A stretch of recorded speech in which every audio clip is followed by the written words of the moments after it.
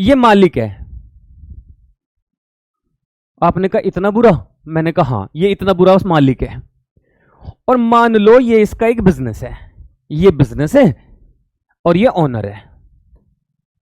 हमें अकाउंटिंग किसके point of view से करनी है? बिजनेस के पॉइंट ऑफ व्यू से करनी है।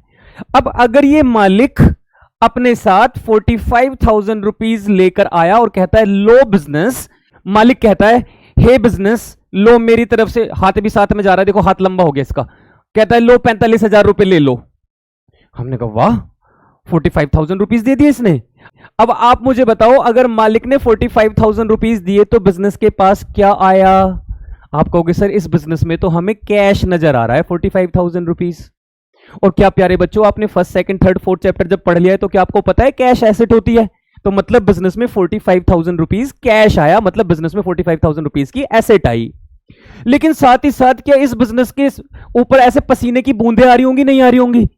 आप कहोगे पसीने की बूंदें क्यों है? तो बिजनेस कहता है यार ये 45,000 रुपीज आए तो, लेकिन यार मालिक का पैसा है, मालिक का कर्जा भी तो हो गया, अब मुझे बिजनेस चलाना पड़ेगा, इससे प्रॉफिट कमाना पड़ेगा, मालिक को वापस देना पड़ेगा। तो इसका मतलब बिजनेस कहता है दो बातें हुई, मेरे पास 45,000 कैश आया, ये तो बहुत अच्छी बात हुई, लेकिन साथ में मेरे ऊपर 45,000 रुपीज के मालिक के पैसे के नाम की लाइबिलिटी आई, और ऑनर की लाइबिलिटी को क्या बोला जाता है? कैपिटल बोला जाता है। तो मतलब बिजनेस इसको दो जगह रिकॉर्ड करेगा, एक तो बिजनेस कहेगा मेरे पास कैश आया, तो बिजनेस कहेगा ठीक है जी कैश लिखते हैं। हमने कहा पहली ट्रांजैक्शन हुई स्टार्टेड बिजनेस विद कैश,